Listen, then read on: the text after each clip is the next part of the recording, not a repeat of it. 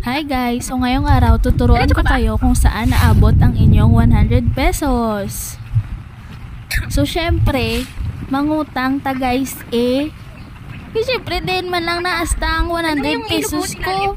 Sa entrance pa lang 100 na. Paano ang cottage, ang pagkaon, ang tubig, so akit ka kapag may bibigyan ang pagrenta pa sang life vest, kaya hindi ko daan kabalo maglangoy. Sorry lang kay wakalan gid ko ya bisan deen ni butang. May ganda oh. Ganda yung may nice house ka dito. Tapos nilog yung kailalim. Flowers.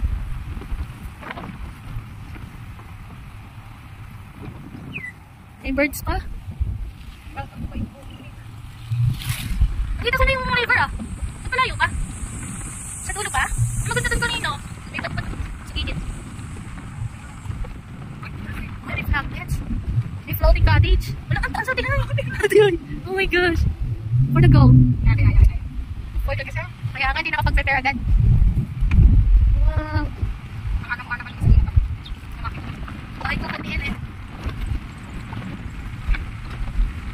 Ayun mo nakikita yung pinaanan natin kanina. Dragon fruit sila. Balay kang inang. Grabe, bakit pala? Welcome to Canaria River. Ba't Canaria? Sabi niyo may nalungaw. Ano ba yan? Hindi ko napuntan. Okay naman yung akyat mo?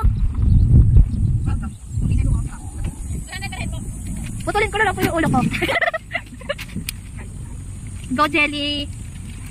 Si Jelly yung pinansar natin ngayon. Tatlo po. Ano ba yan? Blur. Thank you po. Ang init. Siguro may nagme-maintain din kasi mahal yung entrance eh. Oo, environmental. Siguro nagkukuha sila ng mga kalat and everything. Nilaligpit din nila.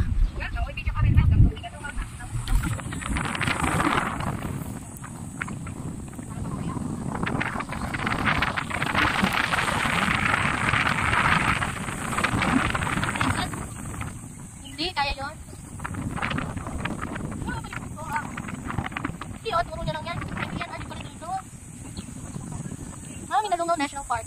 Ay, ayun. Ayun, dami. Wala, daming tao. Akala ko konti lang. May mga floating ano nga.